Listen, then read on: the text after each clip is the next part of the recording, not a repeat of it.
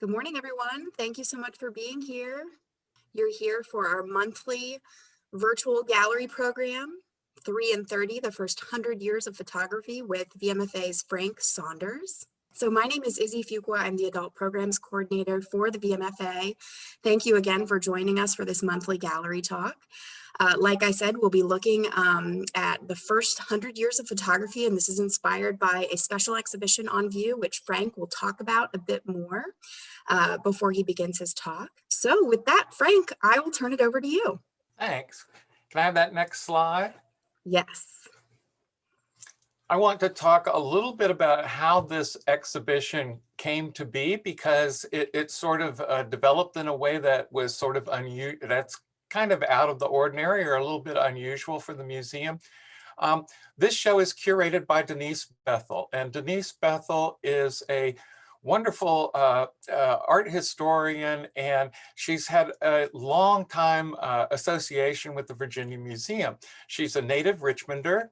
She grew up here, and the museum played a pivotal role in the beginning of her arts career, in that she won a museum fellowship, and that museum fellowship enabled her to finish her education in art history at the Courtauld Institute in London. And she came back and worked for a while at the Poe Museum here in Richmond, then made her way to New York, where she worked first at Swan Auction House, Swan Galleries, where she quickly, this was the beginning of the 1980s, she made her way into the fledgling photography market, started specializing there, and then moved eventually on to Sotheby's, where she became head of the photography department at Sotheby's and played a major role in some of the most important auctions most important photography auctions ever held.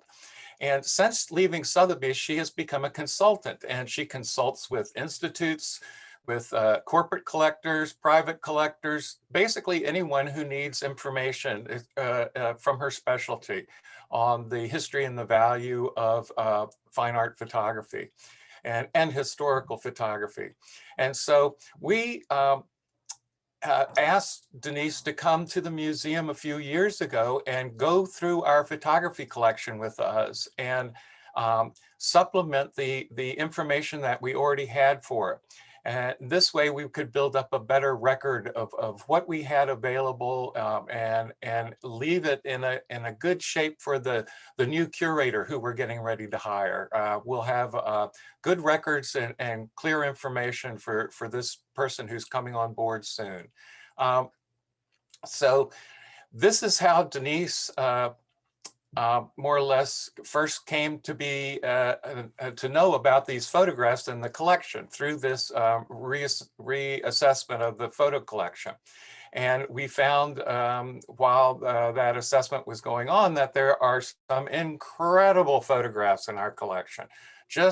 These are truly masterpieces. And I want to very much encourage everyone to come in and see this exhibition in person. It is an exhibition of photographs that any museum in the world would be happy to have on their walls. And it also shows the vast variety of images and processes that were being used in the 19th and early 20th century, the first 100 years of photography.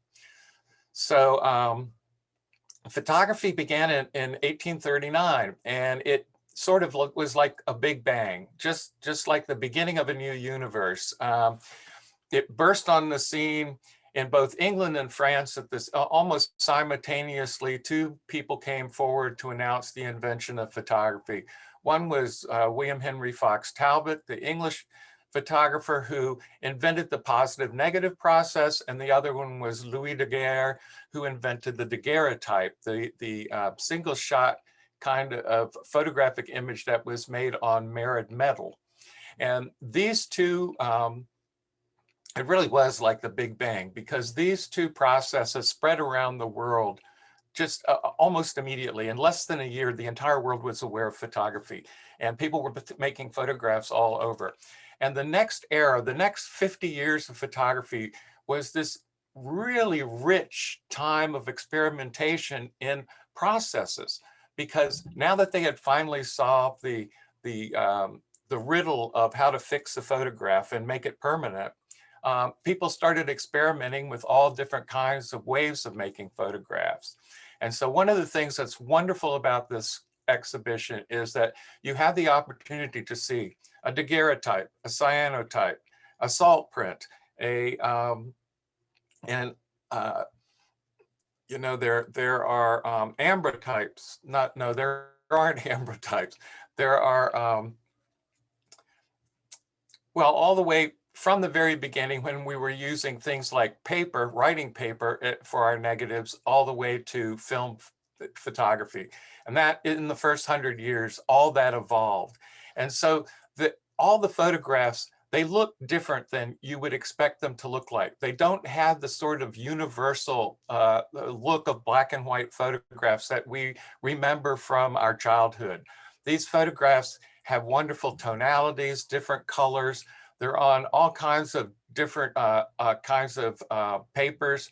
And so I encourage you to come in and see these in person. And Denise also has written fantastic labels to go with this show.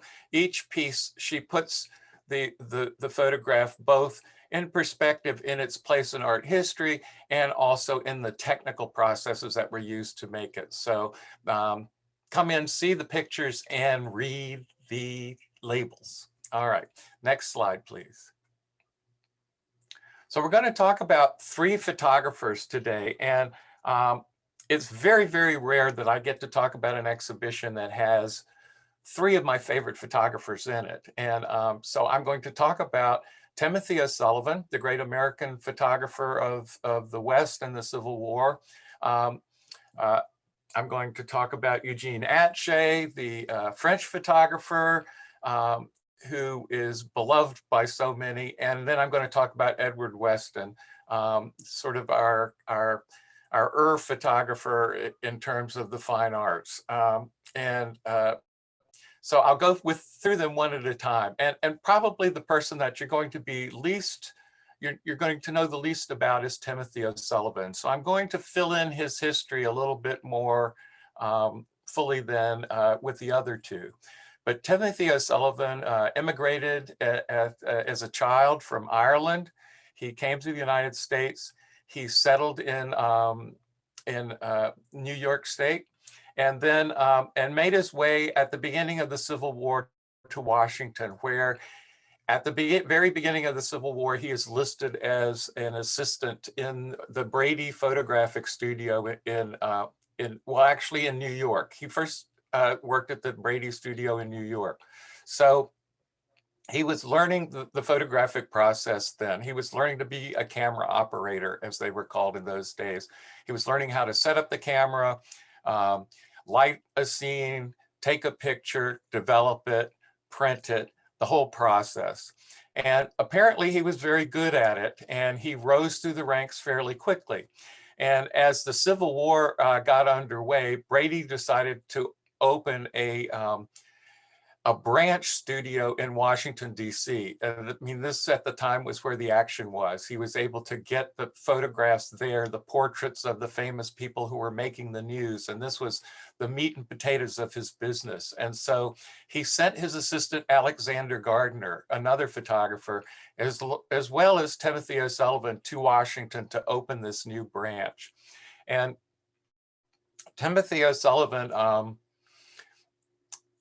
very quickly became one of the most popular field photographers of the Civil War. And let's go on to the next slide, please.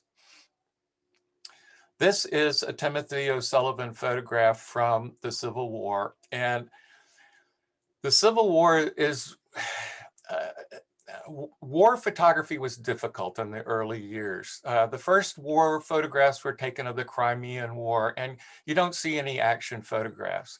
And really, even during the Civil War, you don't see action photographs. The photographers were not actually taking pictures during the battles. The process was too cumbersome, the equipment was too slow, and it was too dangerous.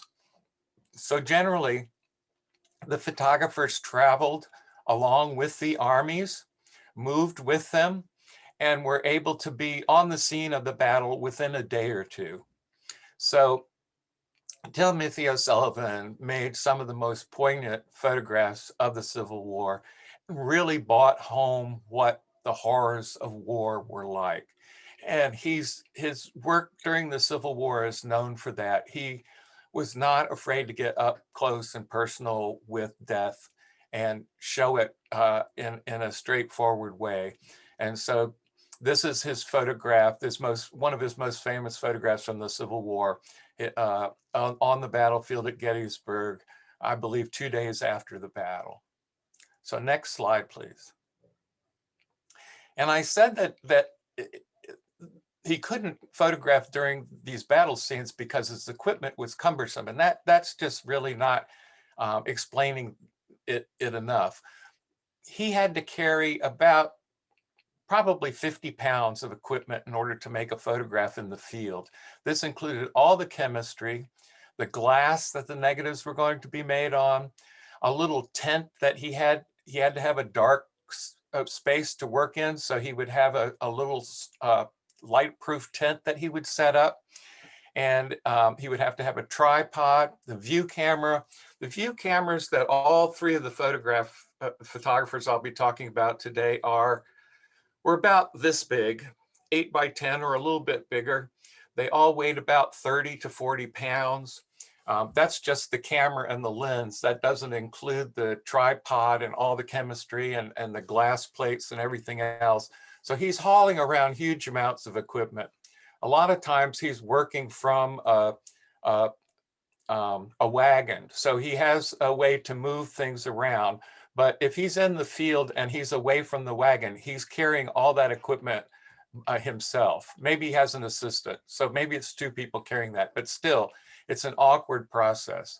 And he's using the wet plate collodion process, which involves him actually coating the glass plate with chemicals, putting them in a slide holder, carrying it out to the camera, which he has already set up and composed the image, putting it in the camera, pulling the dark slide, exposing it, putting the dark slide back in, taking the glass plate back to his little tent and developing it. And he has to do it before the chemicals on the glass plate dries, which gives him maybe 2-3 minutes, depending on the weather and that sort of thing.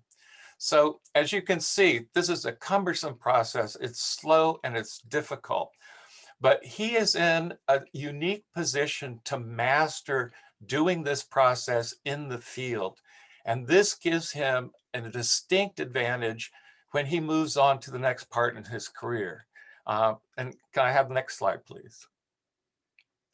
So this is Timothy O Sullivan in the field in the next part of his career. He was able to join, after the Civil War, the great exploration of the Western frontier. Think about this situation. The Civil War is over. You've got a divided country. The government wants to turn this great war machine that it has built up to civilian service, and it also wants to do things, it wants to engage in projects that will help to unite the country. So they turn to what we're turning to, a very familiar word that we hear every day in the news: infrastructure. The United States had a vast territory to its west that was relatively unexplored and unsettled. And so Congress, in its wisdom, decided that it needed to send people out to map the West, to understand what the resources were. Where's the best route for the Transcontinental Railroad? Where are the navigable rivers? Where are the good sites for farming? So they put together several different surveys of the West under different commanders. And a lot of people who had taken part in the Civil War were bought into this quasi-military kind of project. And so Timothy O Sullivan was lucky enough to get a job first with the I believe the King survey, which was one of the earlier surveys. So he worked for King for a couple of years. And these surveys were over several years. They would go out, and think about this, they're going out west. They've got maybe 20 wagons, 30 to 50 men. You've got cooks, you've got hunters, you've got scouts, you've got geographers, you've got all these scientists, you have botanists, you have map makers, and you have artists and photographers along. So all these people are traveling under these difficult conditions and recording as much information as they can. And here he is in New Mexico, and I think this was on the King survey. Here he is in the ruins of an ancient Indian Pueblo dwelling. And if you look very closely, O Sullivan is there in his beard and his little cap, and at his feet are one of his big view cameras. And you can see a little meter stick in the background for measuring, and he's hung his coat on a little tab on the wall there. So there he is on location. And after the King survey, he went to work on the Wheeler survey. And this, he's known for his work from both surveys, but the Wheeler survey seems to get a little bit more attention. Can I see the next slide, please? So this is one of the photographs that he took on the Wheeler survey. And the Wheeler survey incorporated parts of the West that included the Grand Canyon and the rivers of the Grand Canyon. So they actually went down the Colorado River in boats to map the Grand Canyon and document it. And so this was very interesting to both the geologists who were on the trip, the people who were making maps. They were finding where there were places that you could ford the river, that sort of thing. And mapping where the rapids were, where there were difficult passages. And the photographs were really one of the first records to bring back to people on the East Coast some of these really spectacular landscapes that they were passing through. So they would camp at night on these sandbars by the side of the river. And here you have them they named the areas that they went through. So they named this sandbar Marabar. And this is where they had set up camp. And you can see a little black box in the boat there in the front of the boat. That is his black tent that he uses to coat his glass negatives. So he had to set the camera up to take this picture, compose it, focus, all that, run back to the black tent, coat his plate, run back here, take the picture, and then run back to the black tent to develop it. And remember, these were all on glass plates. They were in a place with no roads, and they had to transport all this safely back to civilization. So he did lose some of the glass plates in the river. One time a boat capsized and a box of glass plates were lost. But all in all, it's just a miracle that all these pictures exist in any way. And I believe there's one more slide, Izzy, for Timothy. This is the slide of the photograph that is in the exhibition. And this is Black Canyon, Colorado River from Camp 8, looking above. He's looking upriver. You can see, because of the long exposure, you can see the water on the river, how it turns as it rounds the corner. And you can see the sky has no clouds in it. And this is a very typical effect of 19th century photography. The exposures were too long to capture the clouds. And so you have all these photographs that have blank skies. And that's a little disconcerting to the 21st century eye. But in the 19th century, when people would look at these photographs, they would understand that. Interestingly enough, when Wheeler decided to publish a book of the surveys about 7 years after the surveys were over, instead of illustrating it with O'Sullivan's photographs, he illustrated it with chromolithographs taken from O Sullivan's photographs, which look almost exactly like Sullivan's photographs, only they have clouds in the sky. So Timothy O Sullivan, after this masterful career, maybe 20 years, the Civil War and then his survey photographs, returns back to Washington, D.C. with the idea of he's married now, he wants to settle down, he wants to get a good settled government job in Washington. And he manages through all of his connections to do just that. He becomes the photographer for the Treasury Department. And this is a good, plush, steady, job that he can stay in and retire from. But unfortunately, within months, he comes down with TB. And then his wife comes down with TB. So both of them are deathly ill. His wife moves in with her family in Washington, D.C., and O'Sullivan moves back to his family home in New York, and their families, they're basically taking care of him. And unfortunately, his wife died in October of that year. He came back to DC for the funeral and then returned to his parents' home, where he died in December of the next year. So, January of the next year, right after, not long after his wife's death.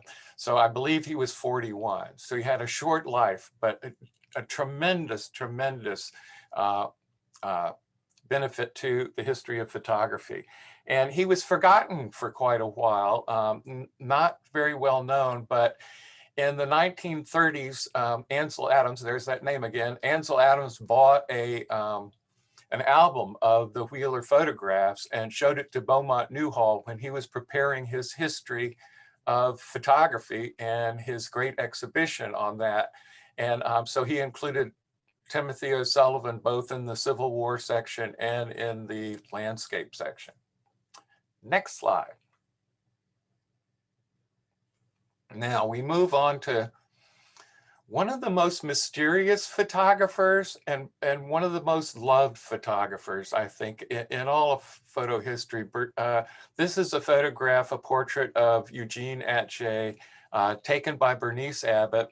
Of course, Bernice Abbott was an American woman who went to France in the 1920s and fell in with the art crowd there, became Man Ray's assistant, and became a photographer herself. And in this milieu she met Atcha and became close friends with him, at least professional associates, I would say.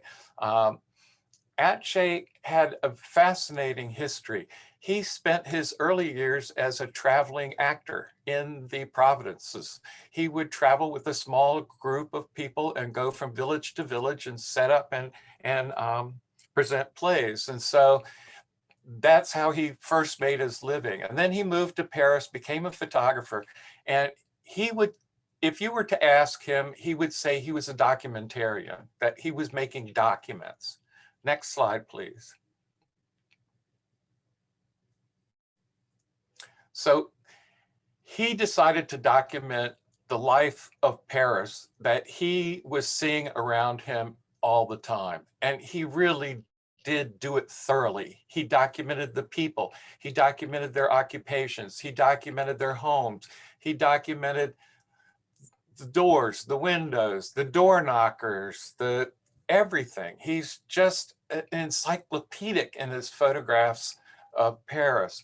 And so here you see this wonderful photograph of this woman in her courtyard standing with baskets of cherries, this wonderful fruit, and they just glow. It's so beautifully seen that it has to affect you. That's the thing about Atcha. He doesn't really try, and that's why his work is so affecting. He was such a simple and sweet, I think, and kind person that he would get naturalistic responses from all of his subject matter. You can see this woman is very comfortable at being photographed, which would have been an unusual thing at that time. Next slide, please.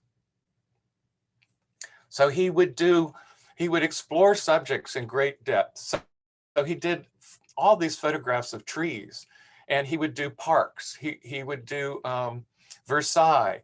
He would just choose an area and then work it. And he would do these great files, and then he would take the photographs and try to sell them to institutions as documentary evidence for archives. And he would also sell them to artists. Like he would sell photographs of Fontainebleau to artists who wanted to do plein air painting and wanted photographs to take into the studio. So he was supplying this vastly broad area of people with photographs, but he was mostly taking them for himself. Next slide, please. And here's one of his photographs of the parks. And they're very atmospheric. You know, he really understood how weather and light affected the compositions. And look at this masterful usage of light. The light is soft, but it's just strong enough to throw the shadows, which give definition and contrast.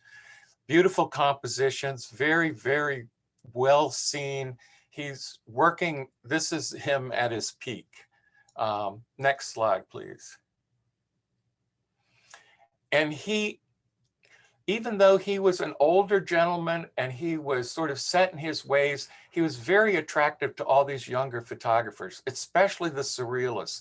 The surrealists bought photographs from him to use in their publications because they found them to be so surreal. And this is a perfect example. He would photograph window displays in shops. And this is a shop displaying the chairs and shoes and photographs of both a giant and a midget, just to give, you know, amusement for attraction. And this is the kind of photograph that Man Ray would buy from Atcha, and Man Ray had a leather-bound album in his studio of Atcha's photographs. He loved them so much. Next picture, please. And this is the picture in the show. This is the kind of picture that Atcha excelled at. Finding these, you know, his pictures seem mostly empty because he would take them early in the morning before there were lots of people and traffic in the street. And also his long exposures, especially in the morning when the light was soft, he would have to take very long exposures. So even if there were people on the street, they would have moved through the picture and not been captured on the glass plate. So that's Atcha. Atcha is a mystery inside a riddle, inside an enigma. We don't know that much about him. He didn't keep a written record or a diary or anything like that. But the more we delve into him, the richer the picture of Atcha's life becomes. So I know I'm running out of time here. I've used up all my time. Let's move on quickly to Weston. Here he is, Eddie. His friends called him Eddie, which I just find terribly amusing. Here's Edward Weston in 1950 in a photograph by Ansel Adams. Next slide. So this is a wonderful later photograph by Edward Weston of Point Lobos, which was a park that was near his home in Carmel, California. And he returned there over and over again to photograph. And of the three photographers we're talking about today, the first two are clearly documentarians, and they did not start out with any artistic intent, although they may have developed it over time.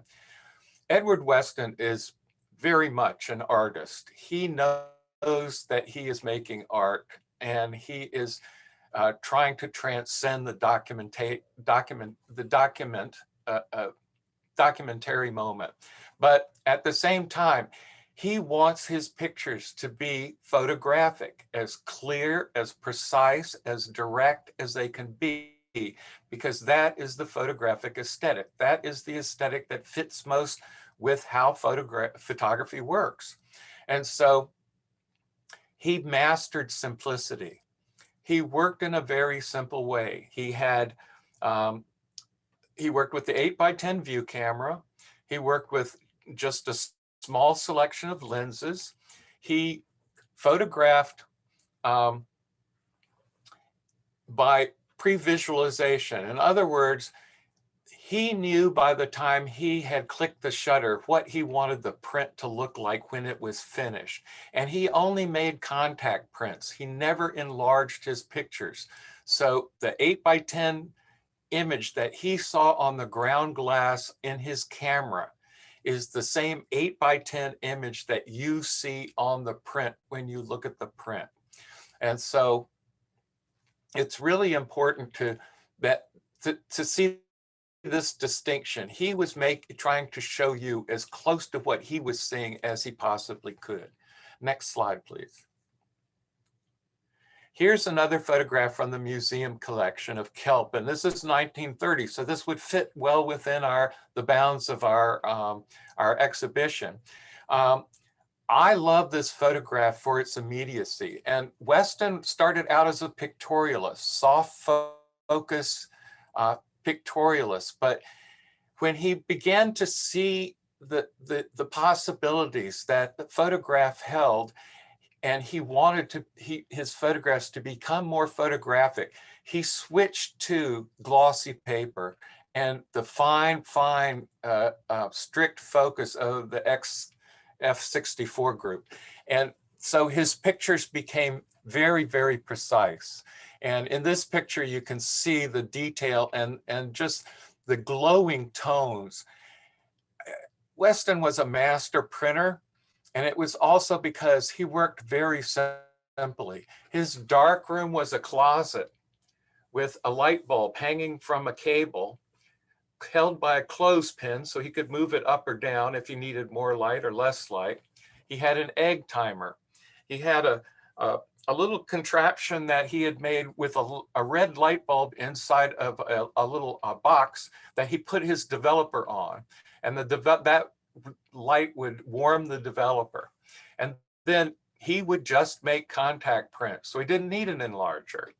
And all these prints that you see, these incredible prints, were made in that darkroom, in that simple space, because he had boiled his technique down to get precisely what he wanted.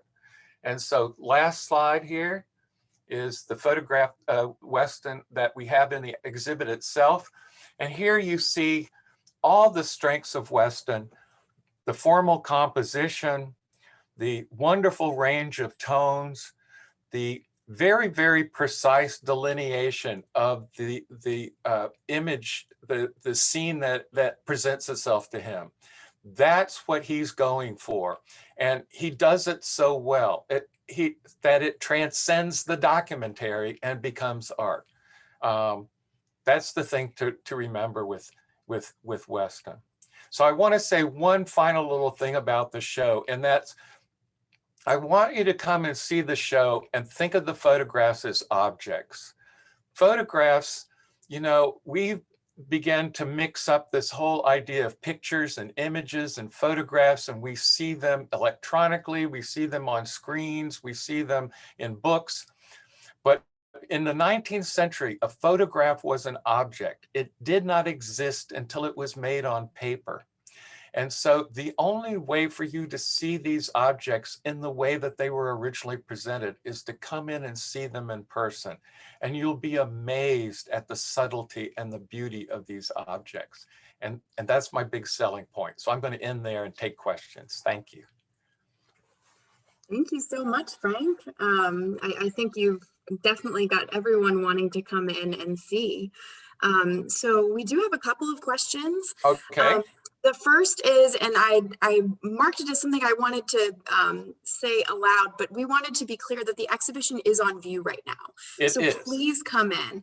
And I think, Frank, was it until May? I had that. I believe it runs until sometime in May. So you have plenty of time to come and see it. Just throw that mask on and get in here for half an hour and look at this show. You'll be amazed. Yes, absolutely. And then you did a great job of providing so much context for each artist. And then you ended with the object that is in the exhibition. So someone was asking about the Atcha, and I just wanted to go back to that to show everyone which Atcha was in the exhibition. And it just this is it. Okay. It's just one. Every photographer has just one. I believe there's 19 photographs, and so there are 19 photographers in the show. Okay, great. So a pretty basic question.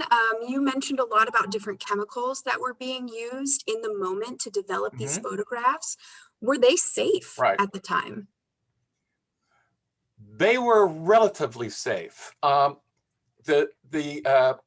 think most of the chemicals that are used in black and white photography are relatively safe. You don't want to drink them or anything like that, but Right. but these people were putting their hands in them all the time and everything. It really, I don't believe that there were any serious consequences. There are some photochemicals that are very toxic. There's one called selenium, which we use to tone photographs. That's very toxic, and you don't want to put your hands in that. There was a part of the daguerreotype process that was very toxic. The silver plates had to be fumed with the fumes of mercury. Oh. And we all know that mercury is very poisonous. And if you know anything about the making of hats, they also use mercury fumes to form hats, wool hats. And that's where you get the thing of the Mad Hatter's disease, because people will develop serious brain problems and go mad if they inhale too many mercury fumes. And so the daguerreotypist was at a disadvantage as far as the toxicity of his process. Yeah. Well, and I'm sure a process that was ever evolving as people figured out a quicker way, a safer way. Exactly. It was as photography was disseminated so quickly, everyone tried to improve it. And so it went through a lot of stages very, very quickly. And that's why it's great to see this show, because you get to see examples along the way. And some had certain strengths. The black and white negative and positive process, when it started out, it just used paper for the negatives. So the pictures were kind of faint, and they didn't have the detail. The daguerreotype had this amazing level of detail. You could almost read the headlines on the newspapers that people were holding, that level of detail. So, you know, they had a battle to fight out. Who was going to win? And eventually the positive negative process won out, just because it was easier, more portable, and could be disseminated more widely. You could make lots of prints from a negative, but you could only make one daguerreotype at a time. Yeah. We had a follow-up question about Weston. Okay. Could you just give a little bit about how he got started as an artist? Did he specialize in a certain area? Any little bit you can give us about that? Well, when he in his youth, young adulthood, he was married. He had several children, and he was a portrait artist. He would set up a portrait studio and do portrait work for people. And that's basically how he started out and how he supported himself in the beginning. Eventually, he ended up living the bohemian life. He lived in Carmel in a basically one-room house that one of his sons built for him for about $4,000. And he lived there the rest of his life, and mostly made his living selling his work. And also he taught at Ansel Adams School at the San Francisco School of Arts and Crafts, College of Arts and Crafts. And he also did work like with Kodak. He would try out different films for Kodak, and they would pay him for his feedback. So he had different ways of making a living, but he, more than the other two, depended on the sale of his work for his living. He also wrote books, did magazine articles. You know, you have to do it all if you want to make a living as a photographer. Oh, thank you. So in the interest of time, that sounds like a good note to end on. Some people are asking for a part 2 to the lecture, the next 300 years. The next 100 years. Exactly. And like you said, more exciting things to come from VMFA with the hiring of a new photo curator. And I'd mention that Ansel Adams guy's name. You know, we have a big Ansel Adams show coming up this fall, and we're going to have a new curator. So the focus is going to be on photography. If you love photography, there are exciting times ahead here. Yes, stick around. So please do join us. Check back on the VMFA website. The Ansel Adams exhibition page is up online. Okay. So if you wanted to get any information about that, you can. Thank you so much, Frank, for your time and your expertise. Thank you. This was fantastic. Thank you so much. Thanks for watching. All right, everybody. Hope to see you at the museum soon.